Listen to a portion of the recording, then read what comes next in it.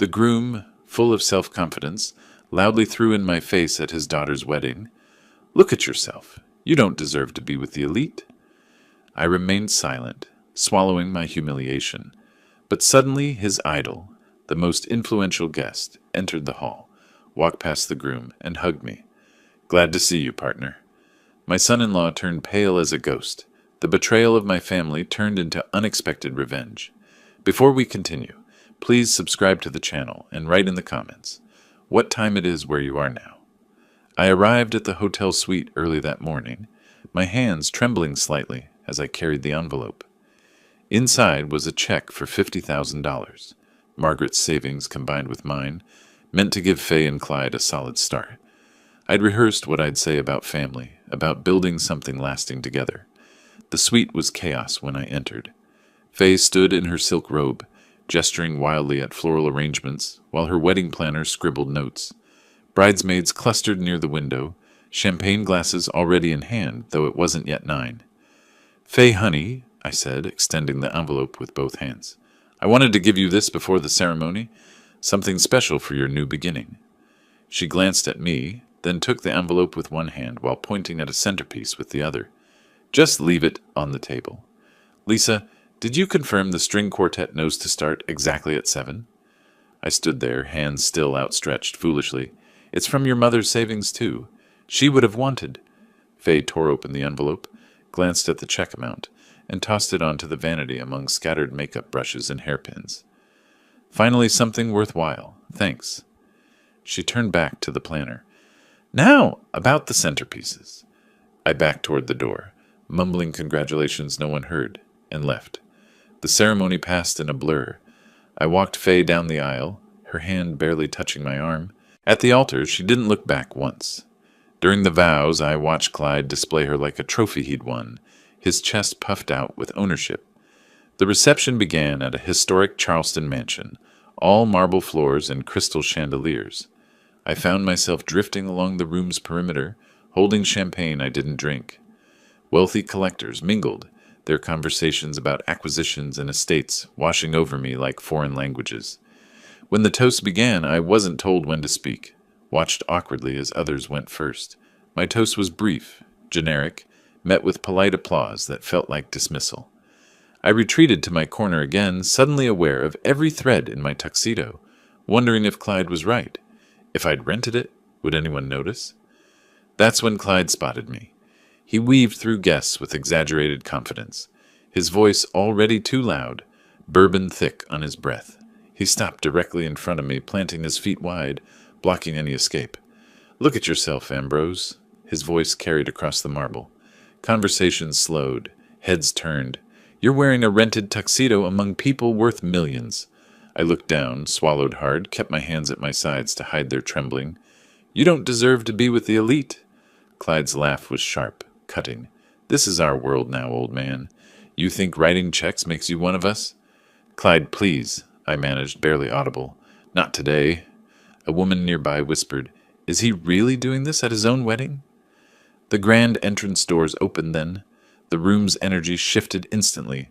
Victor Renard entered, legendary European collector, the man whose opinion could make or break reputations in our world. Clyde had written him dozens of emails over 6 months, desperate for connection. Victor scanned the crowd, his eyes landing on me. He walked forward past Charleston's elite, past Clyde frozen mid-boast, straight to where I stood. "Ambrose Woods!" His embrace was warm, genuine. "Wonderful to see you, partner." I felt myself breathing again. "Victor, I didn't know you were coming." "Miss a Woods family celebration? Never." He kept one hand on my shoulder, turning us slightly so his voice carried. "That 18th century secretary desk you found me, an absolute masterpiece. The provenance was impeccable." "I'm glad it found the right home." Victor finally acknowledged Clyde. "You must be the groom. Congratulations. Your father-in-law has an extraordinary eye for quality. I've learned much from him." I watched Clyde's face drain of color. Around us, whispers started. "That's Victor Renard. He only deals with top-tier collectors." "They're partners?" I thought Ambrose was just family. "Clearly we misjudged," Clyde muttered to a friend nearby. "I've been trying to meet him for months. He He walks right past me to him. Across the room, I saw a bridesmaid approach Faye. Should you check on your father? That scene with Clyde was... Faye waved her off dismissively. Daddy can handle himself. Clyde just had too much champagne. Can we focus on my wedding? Check if the photographer got the cake cutting set up. Victor excused himself to greet other guests. I stood there, surrounded by changed perceptions, yet feeling nothing but hollow. My own daughter hadn't defended me. She'd chosen her husband's cruelty over her father's dignity. I looked across the room at Faye and Clyde. Their eyes met mine briefly. Faye looked away first. I walked toward the exit, my daughter's laughter echoing behind me, and realized I couldn't remember the last time she'd laughed like that with me. I drove home through empty streets, replaying every moment of the day I'd spent months planning and minutes living through. Street lights blurred past. My house, usually a refuge, felt accusatory when I pulled into the driveway. I moved through dark rooms without turning on lights, ending in my study. Sat in the leather chair Margaret and I had picked out together 20 years ago. On the walls, framed photos of Faye's childhood stared back. Her first day of school, me teaching her to ride a bike, her college graduation. In every photo, I was smiling, certain I was building something lasting. I tried to read, couldn't focus. Poured bourbon, left it untouched. Watched dawn creep through the windows, still wearing yesterday's tuxedo pants and undershirt. Late the next morning, the doorbell rang insistently. I moved slowly to answer, exhausted, hoping irrationally that it might be Faye coming to apologize. Instead, I found them both on my porch. No greeting. Faye's first words, "We need the beach house keys. We're leaving tomorrow for the honeymoon." Not asking. Informing. Clyde stood behind her, arms crossed, checking his watch. They didn't step inside, didn't notice the exhaustion carved into my face. "Good morning to you too, sweetheart," I said quietly. Faye scrolled through her phone. "Yeah, morning. So the keys." "We're on a schedule, Ambrose," Clyde added. "We've got a flight to catch tomorrow afternoon." I gripped the doorframe, lightheaded. "Do you want to come in, have coffee? Talk about—" "We don't have time." Faye cut me off. "Just grab the keys." I turned without speaking, walking to my study where I kept property documents organized in labeled drawers. My hands shook slightly as I unlocked the drawer. I held the beach house keys for a moment, remembering buying that property last year because Faye said she needed a place to escape and recharge. $340,000 for her escape. I returned to the door, extending the keys with a flat, expressionless gesture. "Faye, about yesterday." I tried. She took the keys without meeting my eyes. "What about it? It was perfect. Everyone said so." "I meant what happened with Clyde. What he said to me." Clyde stepped forward, defensive. "I was just joking around." "You're too sensitive." "Daddy, can we not do this now?" Faye was already walking toward their car. "We have 100 things to pack." "Sure," I said to her, retreating back. "Have a good trip." "We will?" She opened the car door. "Oh, and make sure you're available if we need anything while we're gone." I watched their taillights disappear, standing in my doorway like hotel staff who'd just handed over room keys. After they left, I couldn't stay still. Wandered to the storage closet thinking about Margaret, wishing she were here to make sense of this. The box labeled Margaret's Journals sat on the top shelf where I'd placed it 8 years ago, unable to look inside after her death. I lifted it down carefully, carried it to my desk, opened the lid slowly, releasing the faint scent of her perfume preserved in paper. Her handwriting on yellowed pages stopped my breath. I found entries from her final months, lucid despite the illness consuming her. One passage made my hands freeze. March 15th. Argued with Ambrose today about Faye's graduation gift. He wants to buy her that condo downtown. $340,000. I said no, she should save for her first place. He accused me of being harsh, but I see what he doesn't. She expects everything handed to her now. My darling is so generous, but he's teaching her the wrong lesson. She needs to learn that money comes from effort, not expectation. I'm worried what will happen when I'm not here to balance his generosity with my discipline. I sat there, staring at Margaret's words when the phone rang. I answered absently, still reading. "Ambrose Woods." "Mr. Woods, this is Richard Chen from Charleston Trust Bank. I'm calling to verify the documentation for the business line of credit." "I'm sorry, what line of credit?" For Clyde Harrison Investment Solutions, LLC, you're listed as co-founder and personal guarantor for $200,000. The chair fell backward as I stood. I'm listed as what? I'm not involved in any business with Clyde. A pause. That's concerning. We have documentation with your signature establishing the company and guaranteeing the credit line. That's impossible. I never signed anything. Mr. Woods, his voice grew serious, I think we need to hold this application. This may be fraud. After I hung up, I stood frozen, staring at nothing. Then I moved mechanically, pulling financial records from my filing cabinet, spread them across the desk, started calculating. $700,000. 3 years. Faye's condo, her car, her credit cards I'd paid off twice, the wedding, the beach house, endless emergencies that always required immediate wire transfers. I picked up the photo of Faye from my desk. When did you stop seeing me as your father and start seeing me as a bank account? Margaret's journal lay open beside the financial records, her warning written in her careful hand, the bank manager's card with his direct line. I looked at the beach house deed, the property I'd bought so we could build memories together. I'd given her memories. She'd given me nothing. This ends now, I said to the empty room. I don't know how yet, but this ends. I sat at my desk, surrounded by evidence of my own blindness, and for the first time since Margaret died, I knew exactly what I had to do, though I didn't yet know how to do it. We've only just begun this story, but believe me, it's about to get much more intense.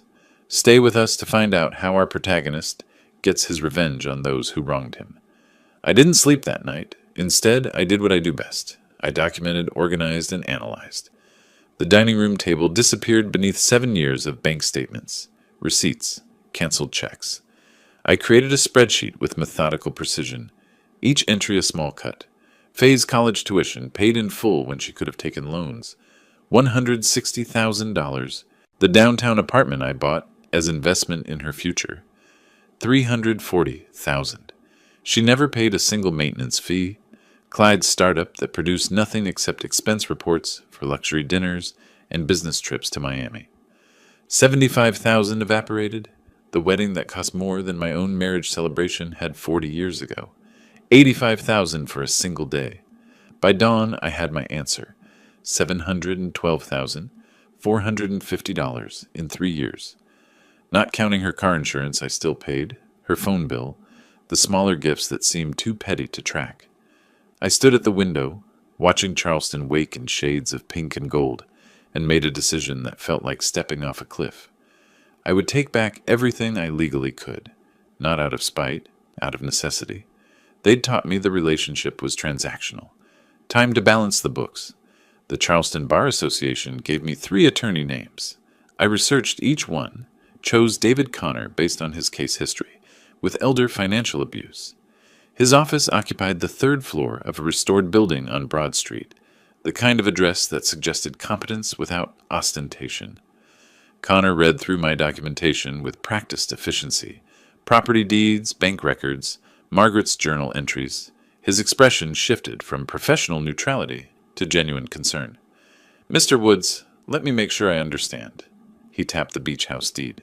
You purchased this property in your name, allowed your daughter to use it, but never transferred title. Correct. She asked for a place at the coast. I bought it as investment property, gave her unlimited access.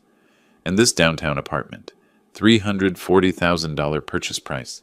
Any written gift declaration? No. I put the deed in her name, but continued paying all expenses.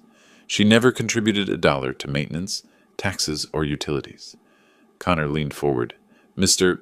Woods, South Carolina law is very clear on this. The beach house is entirely yours. She has no claim. The apartment is more complex, but statute 62-2-804 allows revocation of gifts for gross ingratitude. Public humiliation and exploitation could qualify. He paused, studying the bank documents about Clyde's fraud. Now, about this. Your son-in-law used your name as co-founder without permission? The bank called to verify a $200,000 credit line. I knew nothing about it. That's serious. Beyond civil recovery. That's criminal fraud. But we need proof. I recommend a forensic accountant who specializes in investment fraud. Cost is around $5,000. 2 to 3 weeks for preliminary findings. I didn't hesitate. Do it. If he defrauded me, he may have defrauded others. I need to know the full scope. Connor slid the authorization form across his desk. I read every word. My years in the antique business taught me to read contracts carefully. Signed my name with a steady hand. Wrote the retainer check without hesitation. This signature represented a choice, from passive victim to active participant. That evening I attended an estate auction. Work obligation, clients waiting for evaluations. I moved through the rooms examining pieces with practiced eye, but my mind operated on 2 tracks. Evaluating a Chippendale chair while calculating legal strategy, discussing lot numbers while mentally rehearsing conversations with Faye. I stood before an 18th century secretary desk, similar to pieces I'd sold Victor Renard, and realized I wasn't actually seeing it.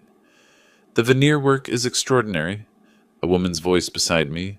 Charleston craftsmanship circa 1780. Are you bidding on it?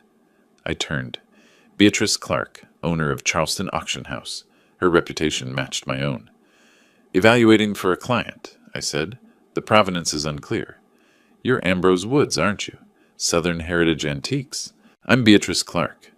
I know your work. You handled the Rutledge estate last year. Beautiful pieces. She studied me with the same attention she'd give a questionable attribution. You're somewhere else entirely tonight. Everything all right? The question, asked with genuine concern rather than social politeness, caught me off guard. Is it that obvious? Only to someone who's been there. Coffee after this? You look like you could use conversation that isn't about furniture. I should have declined. Instead, I nodded. The caf? Overlooked Charleston Harbor, evening light turning the water bronze. Beatrice ordered decaf. I ordered bourbon in my coffee, a small rebellion against my usual restraint. She didn't press, just waited. Eventually I talked, about the wedding, the humiliation, the discovery of fraud, not seeking sympathy, just needing to speak it aloud. Beatrice listened, then shared her own story. My late husband's children from his first marriage tried to contest his will, claimed I manipulated him. Legal battle lasted 2 years. What did you do? I fought, and I won. Not just legally, I won back my peace. She met my eyes. Love isn't supposed to feel like extortion. If they can only love you when you give them what they want, that's not love. We talked until the caf? Staff began clearing surrounding tables. Walking her to her car, I opened her door, an old-fashioned gesture that made her smile. We exchanged business cards, the gesture of equals. Driving home, streetlights passing like beacons, my phone lit up with a text from Connor. Preliminary title search complete. Beach house is unambiguously yours. Draft eviction notice. My thumb hovered over the keyboard. Last hesitation, last chance to remain the father who'd say yes to anything. I typed, "Yes, proceed." I pressed send and watched the message disappear into the digital void, carrying with it the last remnants of the father who'd say yes to anything his daughter asked. The week that followed moved with strange duality, surface calm masking tectonic shifts beneath. Connor called twice with updates. Eviction paperwork prepared. Bank notified of fraudulent credit application. Preliminary audit showing concerning patterns in Clyde's investor communications. I had dinner with Beatrice on Tuesday and Thursday. We talked about Georgian furniture, childhood memories, what comes after loss. I found myself laughing at her stories, sharing my own. The weight that had pressed on my chest since the wedding began to lift. The morning after Faye and Clyde returned from their honeymoon week at the beach house, a process server arrived at 9. Eviction notice. Faye Woods Harrison must vacate property within 10 days. Property registered solely to Ambrose Woods. No legal transfer of ownership ever occurred. Simultaneously, Connor's office sent registered letter to Charleston First Bank about Clyde's fraudulent credit line application. I was drinking coffee in my study when my phone erupted. Faye's name on the screen.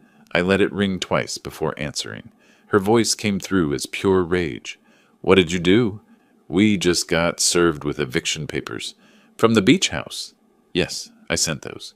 "You can't do this. That house is mine. You gave it to me." "I allowed you to use it. The deed has always been in my name. You need to vacate within 10 days. "You're destroying my marriage." Her voice broke into sobs. "You can't stand to see me happy. What kind of father does this? I held the phone away from my ear, listening to her hysteria, waiting for any acknowledgement of the wedding humiliation, the years of taking without thanks, the fraud her husband committed. None came. In her narrative, she was the victim, and I the aggressor. The kind who's been paying for everything while being treated like an ATM, I said quietly. 10 days, Faye. I'll never forgive you for this. Never. I can live with that. I hung up. That afternoon, my doorbell rang with aggressive insistence. Through the window, I saw Clyde's car in the driveway, Faye silhouetted in the passenger seat. Clyde stood on my porch, jaw tight, hands clenched. I'd prepared for this. In my study, I had a folder ready. Property deed, tax records, insurance documents, utility bills, all showing sole ownership, sole responsibility. I opened the door. Clyde launched immediately into threats. You can't take back a gift. That's not how the law works in South Carolina. We'll sue you for breach of promise. Emotional distress. I have lawyers who'll bury you in court for years. By the time I'm done, you won't have a reputation left in Charleston. I stepped aside, gestured for him to enter, led him to the study, sat at my desk, home territory, psychological advantage, gestured to the chair opposite. By all means, consult your lawyers. Have them review these documents. I laid out the papers one by one, like cards in a winning hand. Property deed, tax records, insurance documents, each one clearly labeled, each one irrefutable. This is the property deed, filed with Charleston County. Sole owner, Ambrose Woods. Clyde grabbed the papers, flipped through them looking for some loophole. There must be a second deed, a transfer document. There isn't. These are the tax records. I've paid property tax for 12 consecutive months since purchase. You said it was for Faye. You told her it was hers.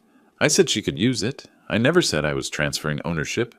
Words matter, Clyde, especially when you're in the investment business. You should know that.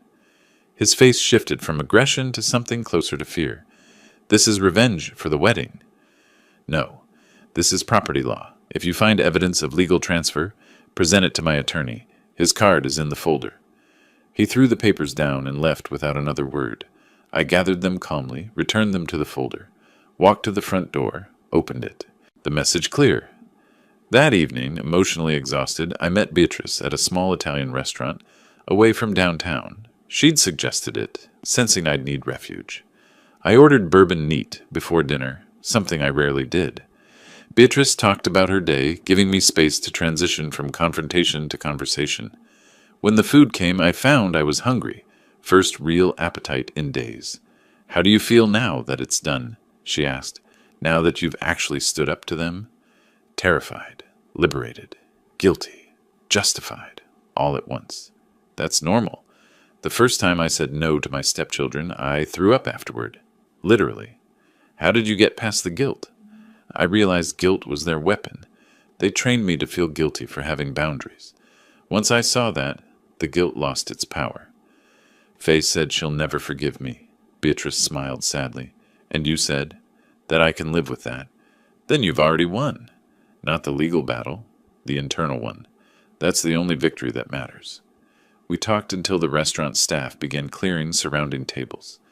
I walked her to her car, opened her door, stood in the parking lot after she drove away, feeling the pleasant weight of connection rather than the oppressive weight of obligation. Driving home, my phone rang. Connor, how did it go today? I assume they contacted you.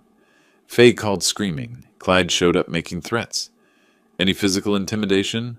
No, just legal threats. Said he'd sue for breach of promise. Connor chuckled. Let him try. He has no case. Now comes the hard part. They'll try to manipulate you emotionally. Stay firm. I'm done being manipulated. What's next? We wait. Either they vacate or we begin formal eviction proceedings. Also, the auditor called. He's found something significant. Multiple elderly investors. Can you come in tomorrow morning? I pulled into my driveway, my house lights glowing warm against the Charleston night. I'll be there at 9. I sat in my darkened car, watching those lights, and wondered how many other people Clyde had used my name to hurt. I didn't sleep well that night. By morning, I was driving to Connor's office with a sense of dread that proved entirely justified. Marcus Webb, the forensic accountant, was already there when I arrived. Documents covered Connor's conference table like evidence at a trial scene. Mr. Woods, my investigation revealed systematic misuse of your identity and reputation. Webb spread the papers methodically. Your name appears on incorporation documents you never signed, marketing materials you never approved, investor presentations you never saw. I picked up one, a glossy brochure featuring my photograph, lifted from my gallery website. Strategic Advisor, Ambrose Woods, renowned Charleston antique dealer with 30 years' expertise in fine acquisitions. How much money did he take from these people? Total reported investments, $287,000 from 6 individuals. Average age, 71. All cited your reputation as primary reason for investing. Connor slid another document toward me. None of that money went into legitimate business operations. We tracked it to personal expenses, car payments, luxury goods, travel. I traced the forged signature on the incorporation papers, noting how Clyde had practiced it, got it almost right. He stole from elderly people using my name while I paid for his wedding? Yes, sir. The timeline overlaps significantly. Some investors were writing checks while you were paying vendors for his reception. Webb provided profiles of each investor. I read them with growing nausea. Dorothy Miller, 72, retired elementary school teacher, invested $35,000 from her pension savings. Robert Chen, 68, widowed shopkeeper who'd saved $52,000 over 40 years, trusted the investment because Mr. Woods' reputation in Charleston is impeccable. These weren't abstractions. They were real people whose retirement security Clyde had stolen while using me as cover. This is securities fraud, identity theft, forgery, and elder financial abuse, Connor said. South Carolina takes elder abuse seriously. It's a felony with mandatory prosecution referral. I stared at Dorothy Miller's investor form, her shaky signature, trusting what turned out to be a lie. I thought about the wedding, Clyde's expensive suit, the arrogance in his voice. That suit was bought with Dorothy's pension. File the police report, I said. Contact these 6 investors. Tell them I had no knowledge of this, and I'll help however I can. They deserve their money back more than I deserve family peace. Connor nodded, respect evident. I'll make the calls today. I returned to my gallery mid-afternoon, emotionally exhausted. My key was in the lock when Faye's voice stopped me. Daddy, please, we need to talk. She stood by the entrance, face blotchy from crying. I let her follow me inside, bracing myself. Remember when I was 8 and broke Mom's vase? You said accidents happen, families forgive? Her voice cracked. Mom always said family comes first, no matter what. She wouldn't want us fighting. She'd want you to forgive me, help us get back on our feet. Every word calculated to hit trained responses. Margaret's memory, childhood innocence, family obligation. I felt my resolve wavering despite everything I'd learned that morning. The gallery door chimed. Beatrice arrived for our scheduled meeting about consignment pieces. She took in the scene instantly, Faye mid-manipulation, my conflicted expression. Beatrice set down her portfolio, walked directly to us. Your father gave you everything. The only thing you don't have is a conscience? Faye's tears shut off like a faucet. This doesn't concern you. This is between me and my father. It concerns anyone who won't watch you manipulate a good man. He's given you hundreds of thousands of dollars. You repaid him with public humiliation and fraud. Faye's mask dropped completely. The vulnerable daughter vanished, replaced by cold fury. You don't know anything about our relationship. He owes me. After Mom died, money was all he knew how to give. Well, I took what was offered. She turned to me. And you were pathetic, always trying to buy my love. It worked for years. Now you think you can stop? We'll destroy you. Clyde has plans. You'll regret this. She grabbed her purse, headed for the door. We're not done, not even close. The door slammed. Silence filled the gallery. Beatrice moved quietly, making tea in my back office, giving me space to process. When she brought the cup, I wrapped both hands around it, needing the warmth. I almost believed her, I said, voice rough. Even knowing everything, I almost caved. But you didn't. That's what matters.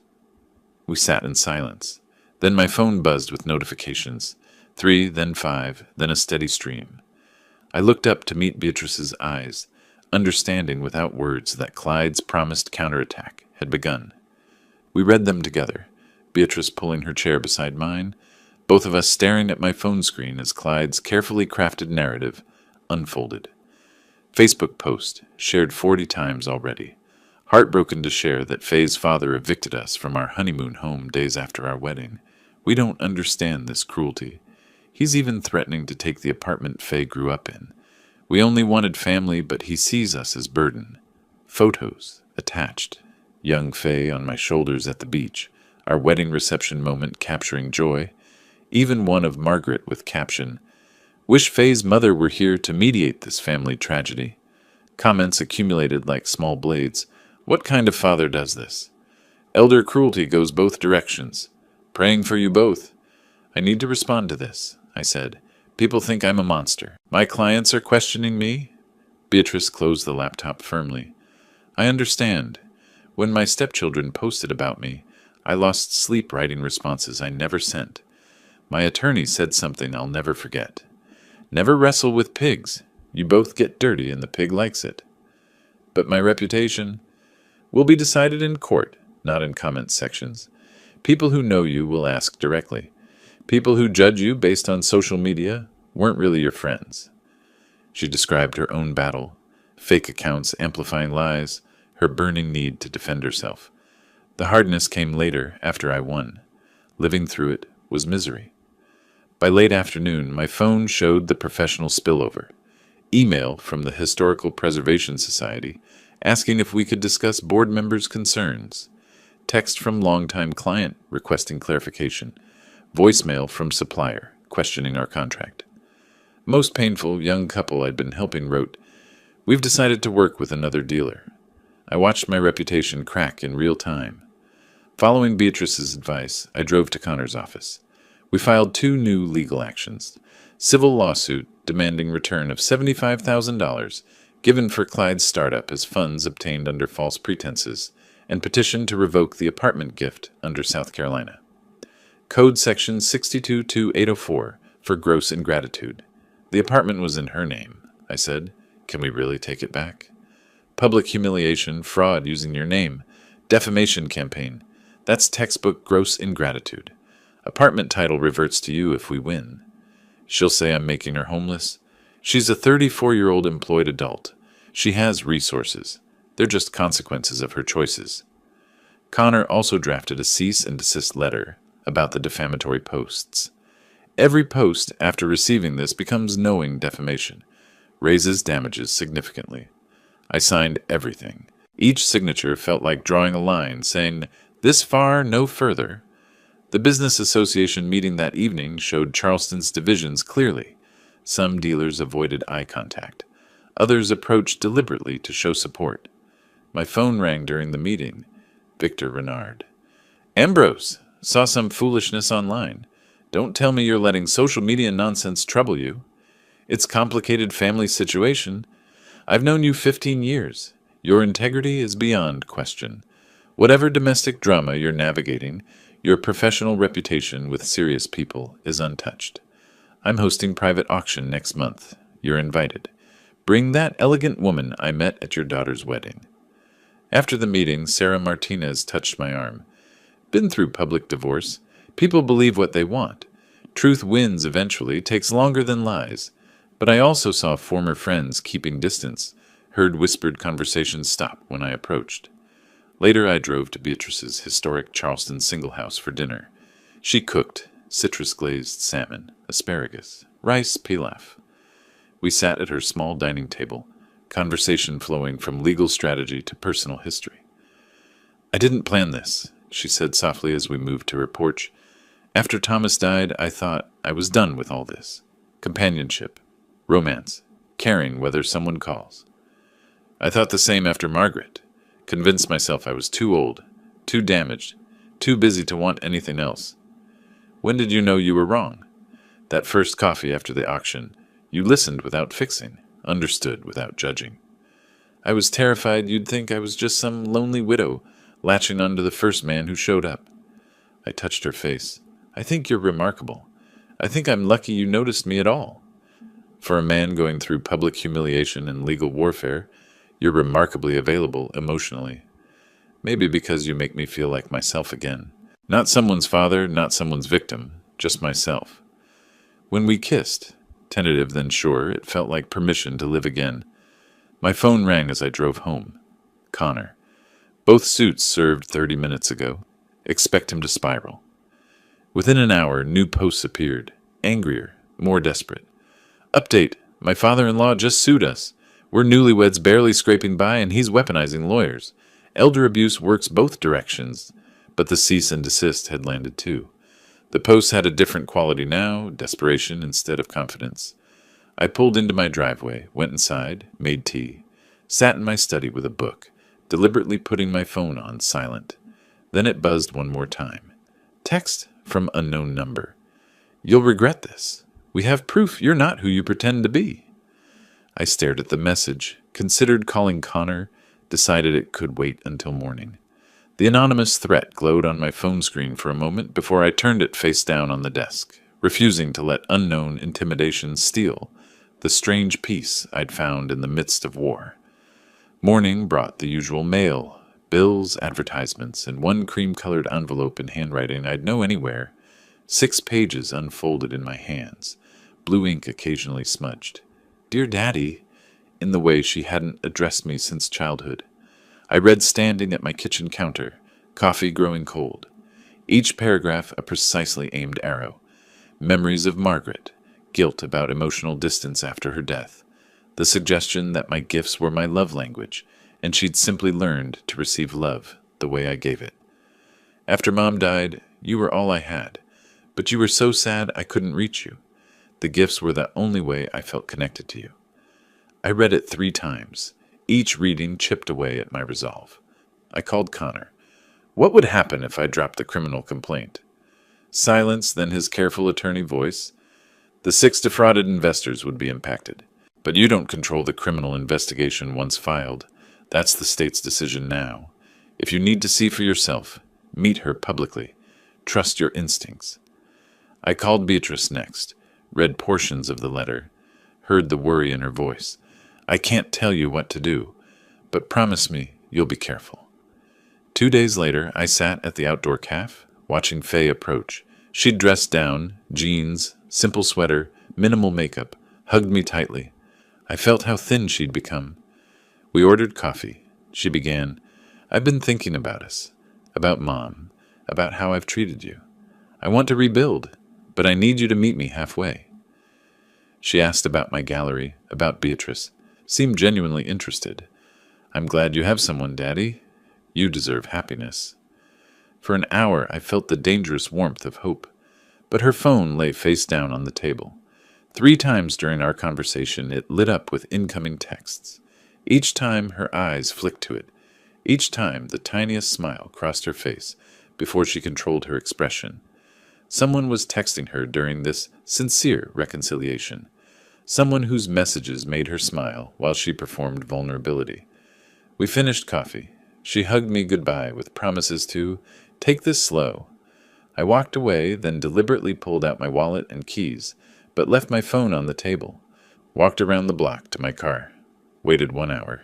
55 minutes in, Clyde walked into the cafe.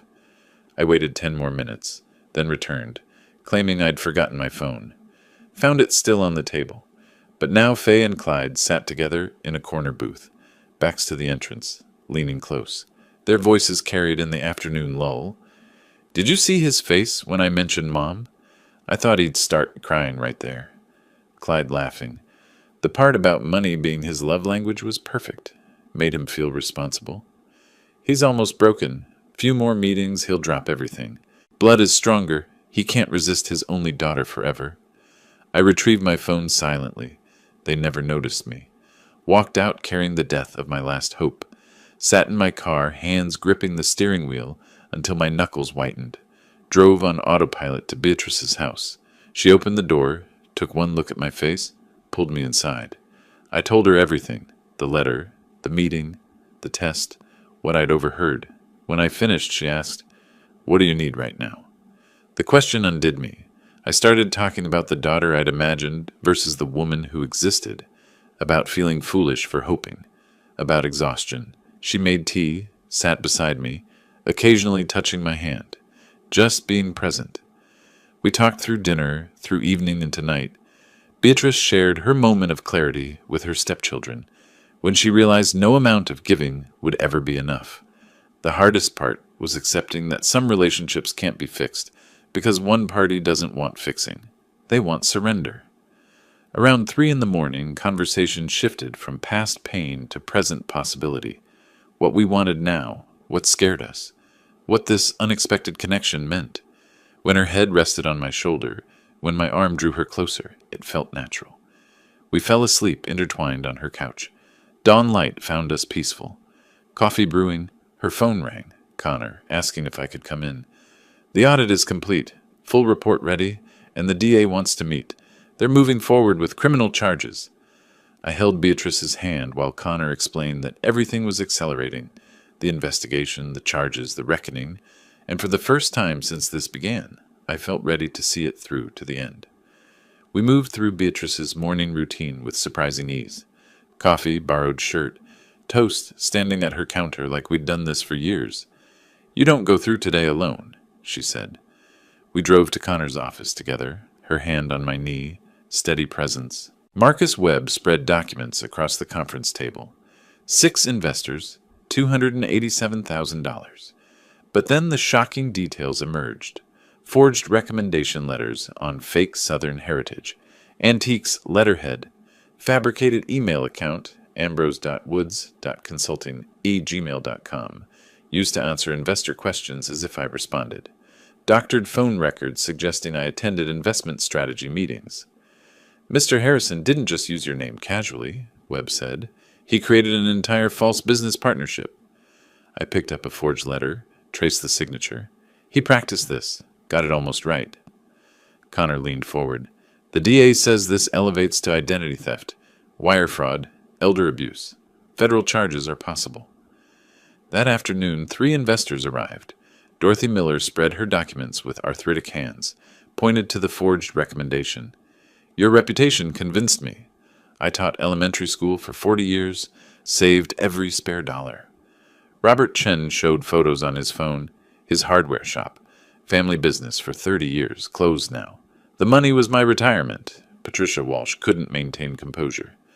"I worked double shifts during the pandemic to build that savings. Your name made me trust him." I helped them draft their collective police report. My signature at the bottom. "I will testify to any and all fraud committed using my name." Connor brought more documents. Beach house eviction granted. Sheriff posting notice today.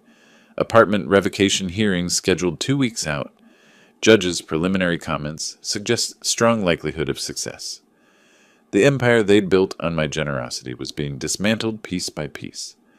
Late afternoon, I was at my gallery when Clyde walked in, looking nothing like the confident groom. Unshaven, wrinkled clothes, desperate eyes. Beatrice stood immediately, protective. "We need to talk," Clyde said. "Work this out. I'll pay back the $75,000. Just make the criminal investigation go away." "You spent the $75,000, I said calmly, "and the criminal investigation is the state's decision, not mine." "You're destroying us. We'll have nothing." Beatrice's voice cut through. "You had nothing. You were living on his money and stolen funds." Clyde left with a final threat. "This isn't over." Evening at home, my doorbell rang insistently. Faye stood on my porch, face hard with rage. She pushed past me. "You're doing this out of spite. You can't stand that I found happiness without you. I'll tell everyone what kind of father you really were. Absent, cold, buying affection." She listed her plans. Social media posts, media interviews, court testimony about my emotional neglect. I let her finish, then responded calmly. "Go ahead. Tell everyone. 6 elderly people lost their life savings because your husband used my name. Witnesses will describe your behavior at your wedding. Tell your version. I'll tell mine." Her final attack. "I hope she was worth losing your daughter over." "I didn't lose my daughter," I said quietly. "I just finally saw who she really was." After she left, I called Beatrice. Recounted the visit while making dinner, her voice on speaker grounding me. "You did well," she said. "You gave her nothing to work with. Tomorrow, though? Tomorrow. and every day after you want me there. Later, finishing my meal at the kitchen table, my phone buzzed. Text from Connor. Clyde's attorney requesting meeting, wants to discuss settlement. Interested? I looked at the message, remembered the investors' faces, remembered Faye and Clyde laughing about my almost breaking. I typed back, no settlement. Let the court decide. The 2 weeks between rejecting settlement and the apartment hearing passed in strange duality, surface normalcy masking fundamental shifts beneath. Beatrice spent most evenings with me. We talked about opening a joint gallery space, combining our expertise and collections. Connor sent periodic updates. Criminal investigation progressing, media starting coverage. I avoided the news, focused on the future. The morning of the hearing, Connor called. Clyde's at the police station now. 6-hour interrogation scheduled. DA has everything. Audit, forged documents, investor statements. His attorney's already discussing plea deals. The criminal machinery had taken over, operating beyond my control now. That afternoon, the Charleston County Courthouse felt smaller than its importance. Judge Patricia Morrison reviewed our evidence methodically. Victor Renard appeared via video from Europe, testified about the wedding humiliation. Mr. Harrison publicly stated that Mr. Woods didn't deserve to be among the elite. Deliberate, loud, designed to demean. I witnessed everything. Bank records, social media screenshots, systematic exploitation documented. Judge Morrison's ruling was decisive. The evidence shows systematic exploitation culminating in public humiliation and criminal fraud. The gift is revoked. Ms. Harrison has 30 days to vacate. The gavel fell with finality.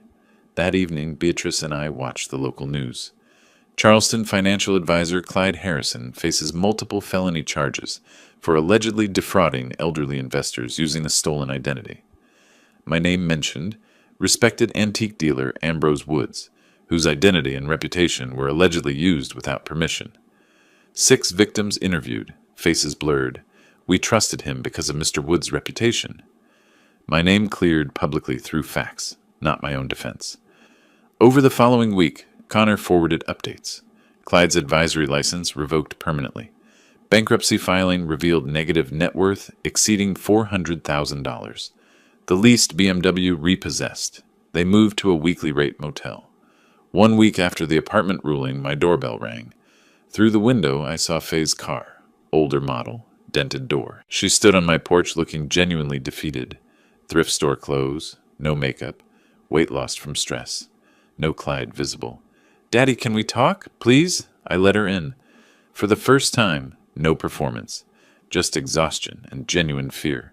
I don't know how to do this. Work, bills, taking care of myself. I never learned. Can you help me? One more time? I sat across from her, seeing clearly, perhaps for the first time. Not the idealized daughter I'd imagined, but a woman-child who'd never developed life skills, because I'd prevented the need. "Faye, I gave you everything except responsibility. That was my failure as a parent." She started to interrupt, but I continued. "I'll help you find employment. I'll pay first month's rent somewhere modest. But that's the boundary. No more money, no more property, no more rescue." I handed her an employment agency list, a check for $1,200, my business card. "Call me if you need a character reference for jobs. Otherwise, this is where our financial relationship ends." She stared at the papers. "So you're just done? After everything, you're abandoning me?" "I'm not abandoning you. I'm teaching you to stand on your own. The lesson I should have taught years ago. I'll always be your father, but I won't be your bank account." She left without another word. I watched her drive away, felt grief for opportunities lost, relief for the boundary finally set. My phone buzzed. "Beatrice, how did it go?" I typed. "It's done. Really done. Come over." "On my way." I heard Beatrice's car in the driveway and realized that while I'd just closed one chapter with finality, another was opening with promise, and for the first time in years, I was ready to turn the page. That evening, Beatrice and I sat on my porch, the same space where I'd spent so many nights reviewing Margaret's journals, now occupied by someone who helped me answer those questions. "No regret?" she asked. Sad, but not guilty. She needed that boundary years ago. "You know she might not make it. She might fail. Blame you?" That's not my burden anymore. I gave her tools. What she does with them is her choice. Beatrice touched my hand. Then let's plan our future. Show me those King Street properties. We pulled up listings on her phone, sketching business plans on napkins, laughing at our enthusiasm. 1 month later, Connor's email arrived. Clyde Harrison's sentencing complete. Probated sentence. Felony record, but no jail time. 5 years supervised probation.